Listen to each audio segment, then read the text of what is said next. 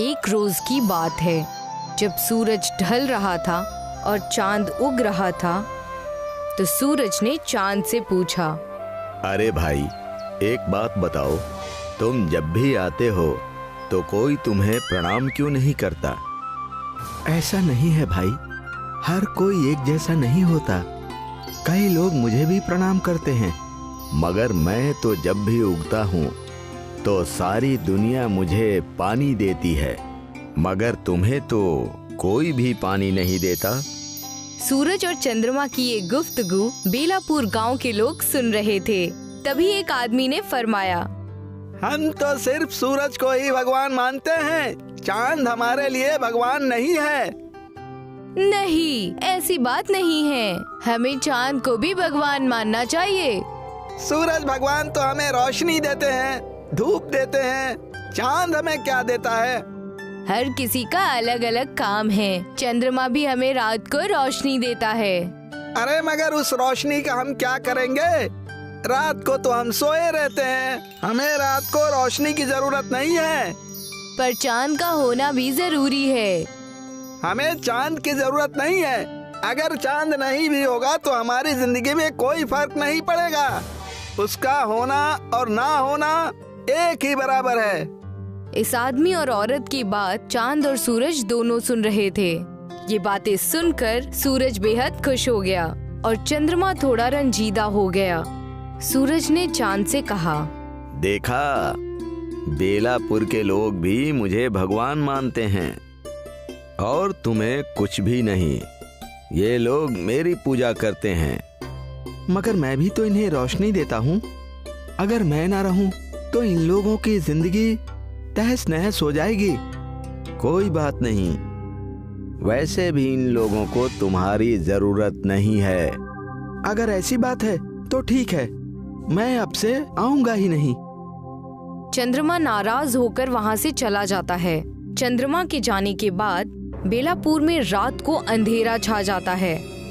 वैसे तो आसमान में कुछ तारे हैं, पर इनकी रोशनी बेहद कम है। अंधेरा इतना गहरा है कि किसी को कुछ भी दिखाई नहीं दे रहा।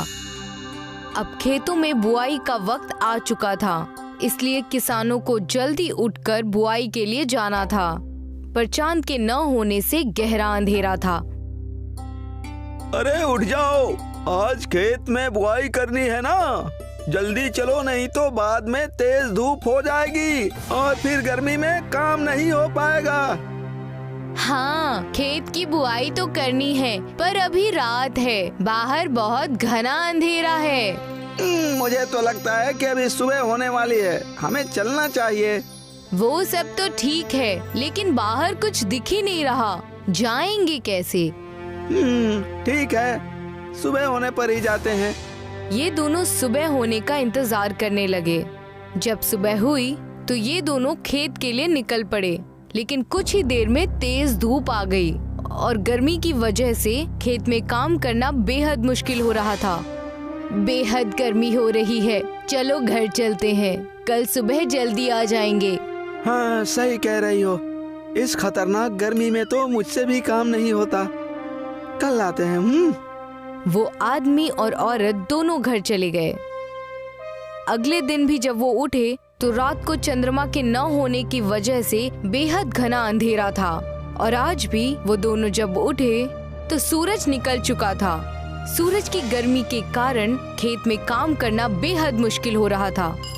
इस मसले से परेशान होकर आदमी ने सूरज से कहा, हे सूर्यदेव, हमें चांद की जरूरत नहीं है। अगर आप रात को भी रहें तो हमें कभी भी चांद की जरूरत नहीं पड़ेगी और हम सिर्फ आप ही की पूजा करेंगे। ठीक है, अब से मैं रात को भी रहूंगा। अब दिन खत्म होने के बाद सूरज रात को भी बेलापुर में ही रहने लगा, जिससे दिन ढल ही नहीं रहा था और रात हो ही नहीं रही थी। अरे जल्दी से खाना बनाओ, नींद आ रही है, सोना भी है। अभी तो दोपहर का वक्त है, मैं अभी से खाना बनाना शुरू कर दूं? अच्छा ठीक है, बाद में बनाना। वो आदमी और औरत काफी देर तक रुकते हैं, पर शाम नहीं होती, क्योंकि सूरज ढल ही नहीं रहा था। भूख से आदमी का बुरा हाल हो गया। अरे लगता है अब शाम नहीं होगी, तुम खाना बना दो। ठीक है, बनाती हूँ। औरत ने खाना बनाया और दोनों ने खाना खाया। अच्छा सुनो, मैं सोने जा रहा हूँ। अभी तो रात ही नहीं हुई। हाँ, सूरज भी तेज चमक रहा है, पता नहीं रात कब होगी। मैं तब तक नहा लेता हूँ। वो आदमी नहाने चला गया। बाप रे, आज तो बेहद गर्मी है, पता नहीं इतनी गर्मी में कैसे रहेंगे। आदमी नहाकर लौट आया। अरे नहाने के बाद भी कितनी गर्मी लग रही है। अब सूरज नहीं ढलेगा, इसलिए ऐसा हो रहा है। ये सब सूरज की वजह से ही हो रहा है, पर कोई बात नहीं, चलो सोते हैं। ये दोनों सोने के लिए चले जाते हैं, पर सूरज की गर्मी की वजह से दोनों बेहद परेशान हो जाते हैं। इन्हें काफी पसीना आ रहा है। अरे पंखा तेज कर लो। औरत पंखे को तेज कर देती है। तेज हवा चलने के बावजूद इन्हें गर्मी से कोई राहत नहीं मिलती। इतनी गर्मी में तो मर ही जाएंगे। काश सूरज ढल जाता तो कम से कम गर्मी कम हो जाती और हम लोग चैन से सो पाते। अरे अब तो ये गर्मी बर्दाश्त के बाहर हो गई है। मुझे भी लगता है कि हमें चांद की जरूरत है। चलो चलकर सूर्य देव से बात करते हैं। हाँ ठीक है, चलो। ये दोनों बाहर छत पर आते हैं। हे सूर्य देव, आपकी धूप को बर्दाश्त करना मुश्किल हो रहा है। इसमें मैं क्या कर सकता हूँ? तुम ही ने कहा है मुझे रात को रुकने के लिए, इसलिए मैं रुका हूँ। हाँ, हमने ही कहा था। अब हमें चांद की भी जरूरत है, क्योंकि हम इतनी धूप बर्दाश्त नहीं कर पाएंगे। आज से सिर्फ आप दिन के समय ही रहिए, रात को चांद ही मुनासिब है। ठीक है, जैसी तुम्हारी मर्जी। अब से मैं रात को कभी नहीं आऊंगा। अब औरत और आदमी चंद्रमा को आवाज लगाने लगे। हे चंद्रदेव, मुझसे गलती हो गई, मुझे माफ कर दीजिए। अब हमें आपकी भी जरूरत है। हे चंद्रदेव, आप लौट आइए। जिस तरह दिन में सूरज की जरूरत है, उसी तरह रात को चांद की भी जरूरत है। इन दोनों के बुलाने पर चांद वापस आ जाते हैं। चांद को देखकर ये दोनों बेहद खुश हो जाते हैं और उन्हें प्रणाम करते हैं। हे चंद्रदेव, जिस तरह हम हमेशा सूरज को जल चढ़ाते हैं और उनकी खुशामदी करते हैं, उसी तरह हम आज से आपकी भी खुशामदी करेंगे। ठीक है, अगर तुम्हें मेरी जरूरत है तो मैं तुम्हें रोशनी जरूर दूंगा। मुझे माफ कर दो भाई, मेरी तरह तुम भी इस दुनिया के लिए बहुत जरूरी हो। अगर मैं दिन में उगने वाला सूरज हूँ तो तुम रात में उगने वाले सूरज हो।